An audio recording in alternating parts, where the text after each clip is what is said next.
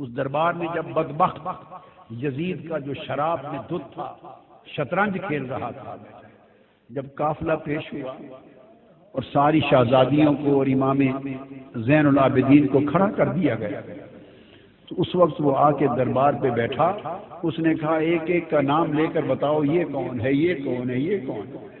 سیدہ سکینہ چھوٹی سی عمر ہے، 4-5 سال کی عمر ہے، اور ہاتھوں سے اپنا چہرہ چھپا،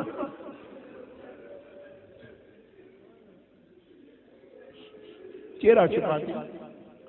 وہ بدبخت یزید پوچھتا ہے یہ بچی کون ہے جو چہرہ چھپاتی ہے ہاتھوں سے؟ کسی نے جواب دیا یہ سیدہ سکینہ ہے، حسین کے سینے پر لیٹنے والی شہزادی ہے۔ تو اس بدبخت نے پوچھا اس سے یہ خود کیوں نہیں بولتی، بتاؤ کون ہو؟ وہ سیدہ زینب اپنی پھوپھی کی طرف لپٹ گئی۔ پھر پوچھا یزید نے یہ بولتی کیوں نہیں، کون ہے؟ وہ پھر سیدہ زینب کے ساتھ لپٹ گئی۔ پھر پوچھا کیوں نہیں بولتی؟ سیدنا امام زین العابدین بولے بدبخت اس کے گلے کا رسہ، اس کا گھیرا بہت تنگ ہے، رسی کا گھیرا بہت تنگ ہے، اس سے بولا نہیں جا رہا، اس رسی کے گھیرے کو ذرا کوئی کھولے تو یہ بات کرے۔ اس نے کسی شخص کو بھیجا کہ اس کا گلے کا رسہ ذرا کھول کے کشادہ کر دو۔ آپ پھر دوڑ کر امام زین العابدین کی گود میں چلی گئی، فرمایا یہ مر جائے گی شہزادی، یہ بطول زہرا کی بیٹی ہے لاڈلی، کسی غیر مرد کا ہاتھ نہیں لگ سکتا۔ اس نے کہا پھر زین العابدین کو کہ علی خود ہی کھول دو۔ کھولا تو اس سے پوچھا تم کون ہو، چہرہ کیوں چھپاتی ہو؟ اس نے کہا تم جیسے بدبختوں سے چہرہ نہ چھپاؤں تو کیا کروں؟ اس نے کہا کہ سکینہ کیسا پایا ہمارا منظر؟ اس نے کہا یہ تو جو دیکھ لیا دیکھ لیا، قیامت کے دن جو ہمارا منظر ہونے والا ہے اس کی بھی تیاری کرو، جو قیامت کے دن ہماری باری آنے والی ہے اس کی بھی تیاری کرو۔ اہل بیت کے اس قافلے کو قیدی بنا دیا گیا، امام علی مقام کے سر انور کو الگ، ایک امام زین العابدین کو الگ قید خانے میں رکھ دیا گیا، باقی خانوادہ اہل بیت کو ایک جگہ رکھ دیا، امام علی مقام کے سر انور اور شہداء کربلا معلیٰ کے سروں کو ایک طرف رکھ دیا گیا۔ اس طرح ایک وقت گزرنے کے بعد کچھ ایسے واقعات ہوئے کہ اس نے محسوس کیا کہ اہل بیت کے قافلے کو یہاں رکھنا مناسب نہیں، اس کی حکومت کے خلاف کوئی بڑی بغاوت کا پیش خیمہ ثابت ہو سکتا ہے ان کا قیام۔ اس نے فیصلہ کیا کہ ان کو واپس مدینہ بھیج دیا جائے۔ امام زین العابدین سے کہا سارے قافلے کو جمع کر لیں اور مدینہ ان کو لے چلیں۔ امام زین العابدین نے کہا کہ ہم جاتے ہیں، ہماری کچھ چیزیں تم نے لوٹی ہیں وہ دے دو۔ اس نے کہا لوٹا ہوا مال واپس نہیں کیا جائے گا۔ اس حال میں جب یہ مذاکرات ہو رہے ہیں، امام علی مقام سیدنا امام حسین کی ایک اور صاحبزادی ہیں حضرت فاطمہ، ان کی ایک اور صاحبزادی، ان کا اسم گرامی بھی سیدہ فاطمہ ہے بنت الحسین، وہ کھڑی ہیں۔ ایک شامی دربار میں اچانک آیا، شامی، حالت دیکھ کر اس نے سمجھا کہ یہ باغی قتل ہوئے ہیں اور ان کے خاندان کے لوگ لونڈی اور غلام بن کے آئے ہیں، کنیزیں ہیں، لونڈیاں بن کے آئی ہیں۔ اس ایک شامی نے اسی مغالطے میں یزید سے کہا فاطمہ بنت الحسین کی طرف اشارہ کر کے کہ یہ جو کنیزیں آئی ہیں ان میں سے یہ لونڈی باندھی کنیز مجھے دے دو۔ سیدہ فاطمہ بنت الحسین چیخ کے اپنی پھوپھوں کے ساتھ دامن سے لپٹ گئی، کہنے لگی پھوپھی جان کیا ہمیں کنیزیں نہیں بنایا جائے گا؟ فرمایا بیٹے گھبرا نہیں، یہ جرت نہیں کر سکتے۔ فرمایا یہ حرام ہے، نہ ان کی جرت ہے کر سکے، نہ اس بدبخت ملعون یزید کی جرت ہے کہ کر سکے۔ یزید بولا، طیش میں آ گیا، وہ بولا کہ میرے اختیار میں ہے، اگر چاہوں تو میں تم سب کو کنیز بھی بنا دوں۔ آپ نے فرمایا ملعون، جب تک تم میرے نانا کے دین کا نام لیتے ہو یہ ظلم نہیں کر سکتے، جب تک میرے نانا کی شریعت کا نام لیتے ہو یہ ظلم نہیں کر سکتے۔ جب اتنی کلام سیدہ زینب کا سنا، اس شامی کو اندازہ ہو گیا کہ یہ تو پیغمبر اسلام کی شہزادیاں لگتی ہیں، اس کو خبر نہ تھی۔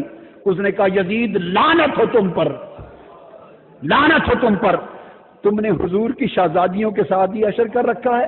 میں سمجھا تھا کیسر روم کے دربار سے روم کی کوئی بغاوت سر ہو کے آئی ہے اور ان کی کنیزیں ہیں، یہ مصطفیٰ کی شہزادیاں ہیں جو ساری کائنات ان کی کنیز ہے۔ جب اس نے کہا لعنت ہو تم پر، تو یزید نے اسی وقت جلاد کو حکم دیا کہ اس کا سر قلم کر دیا جائے۔ امام زین العابدین نے فرمایا کہ ہماری کچھ چیزیں تم نے لوٹ لی ہیں، واپس کر دو، ہم مدینہ کو پھر چلے جائیں گے۔ یزید نے کہا لوٹا ہوا مال واپس نہیں ہوگا، تمہیں زاد سفر کے طور پہ کچھ دینار دے دیتے ہیں۔ فرمایا ہم لعنت بھیجتے ہیں تمہارے دیناروں پر، اور نہ ہی ہمارے پاس کوئی مال تھا جو تم نے لوٹا، ہمیں تو 2-3 چیزیں ہمیں واپس کر دیں، باقی پاس رکھ لو۔ وہ چند چادریں ہیں جو ہماری اماں فاطمہ الزہرا کے ہاتھ کی بنی ہوئی ہیں، کچھ کپڑے ہیں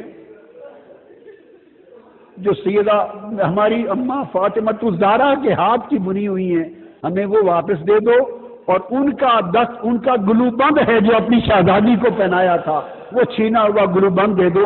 ہم تو 3 یادگاریں سیدہ فاطمہ الزہرا کی چاہتے ہیں کہ تم بدبختوں کے پاس نہیں، واپس مل جائیں۔ وہ تینوں چیزیں واپس لے لی۔ قافلہ روانہ ہو گیا اور چلتے چلتے کربلا معلی، 3 دن شہداء کربلا معلی اور امام علی مقام کے مزارات اقدس پر تعزیت کے لیے 3 دن قیام کر کے مزارات کی زیارت کر کے واپس مدینہ پہنچا۔ جب شہر مدینہ کے باہر پہنچے تو پھر آگے مدینہ میں داخل ہونے کی سکت نہ تھی، نہ امام زین العابدین کو سکت تھی، نہ سیدہ زینب کو سکت تھی۔ ان کے خدام میں بشیر نامی خادم تھے، ان کو بھیجا کہ اب ہم تو آگے کیسے جائیں، جاؤ اہل مدینہ کو خبر کر دو کہ لٹے ہوئے لوگ آ رہے ہیں، خانوادہ رسول آج اسیران دمشق بن کے واپس آ رہے ہیں۔ اس شخص نے جا کے مدینہ پاک میں خبر کی، مدینہ پاک میں قیامت آ گئی، ایک کوہرام مچ گیا۔ اہل مدینہ کہتے ہیں کہ اتنی قیامت یا اس دن آئی تھی جس دن حضور علیہ السلام کا وصال ہوا تھا، یا یہ قیامت اس دن آئی جب سیدہ زینب اور امام زین العابدین کا لٹا ہوا قافلہ حضور کے گھر واپس پہنچا۔ سارے اہل مدینہ باہر آ گئے، روتے چیختے تڑپتے، ایک قیامت کا سما تھا، روتے چیختے اس لٹے قافلے کو لے کے آئے اور سیدھا آقا علیہ السلام کی بارگاہ میں روضہ رسول پہ جا کے گر پڑے۔ امام زین العابدین اور سیدہ زینب روتے ہوئے آقا کی قبر انور پہ گر کر عرض کرتے ہیں نانا جان، آپ کا حسین قتل کر دیا گیا ہے جو آپ کے کندھوں پہ سواری کرتا تھا۔ اور جب گئے تھے تو آپ کا خاندان ہرا بھرا خاندان گیا تھا، آج لٹ کر واپس آئے ہیں، ایک بیمار کے سوا کی نسل کا کوئی بچہ واپس نہیں بچا یا رسول اللہ۔ انا للہ و انا الیہ راجعون لا تقولوا لمن يقتل في سبيل الله اموات بل احیاء ولكن لا تشعرون۔ امام علی مقام نے اپنے نانا کے ساتھ کیا ہوا وعدہ پورا کر دیا، ان کے کندھوں پر کرائی گئی سواری کا بدلہ چکا دیا، ان کی زبان چوسنے کے نتیجے میں پیاسا رہ کر زبان کے چوسنے کے احسان کا بدلہ چکا دیا، اور آقا علیہ الصلوۃ والسلام کے دین کی حفاظت اور دین کی گلشن کی آبیاری اپنے خون سے کر کے امام علی مقام نے اپنا فرض ادا کر دیا۔ آقا علیہ الصلوۃ والسلام کے پاس یہ قافلہ مدینہ طیبہ میں واپس آیا، اور پھر امام زین العابدین پوری عمر تنہا ایک جگہ رہتے، عبادت کرتے اور روتے رہتے، اتنی کثرت سے روتے۔ تو کسی نے پوچھا کہ آپ اتنا کیوں روتے ہیں؟ وہ فرماتے تھے کہ حضرت یعقوب علیہ السلام کا ایک یوسف گم ہوا تھا. ہائے ہائے، حضرت یعقوب کا ایک یوسف گم ہوا تھا. وہ رو رو کے نابینا ہو گئے تھے، ان کی بینائی چلی. بب یدت عیناہ، ان کے غم میں ان کی بینائی چل بسی تھی. تو میرے مصطفیٰ کے تو سارے یوسف چل بسے، گلشن مصطفیٰ کے سب یوسف گم ہو گئے. دوستو، حسین سے محبت کرنا، حسین کا غم کرنا، حضور کے عطرت اور اہل بیت اور خانوادہ کا غم کرنا، ان سے محبت کرنا اور غم حسین اور غم اہل بیت میں آنسو بہانا، یہ باعث بخشش ہے، باعث مغفرت ہے، گناہوں کی تلافی کا سبب ہے، آقا کی بارگاہ کی قربت ہے، حضور کی شفاعت کا سبب ہے. اللہ تعالی ہمیں ہمیشہ محبت رسول، محبت اہل بیت اور تعظیم صحابہ کے اوپر زندہ رکھے، اور حضور کی اہل بیت کی محبت والے ایمان پر مارے، اسی پہ قبر میں اور قیامت کے دن ہمیں جلائے. وما علینا الا البلاغ.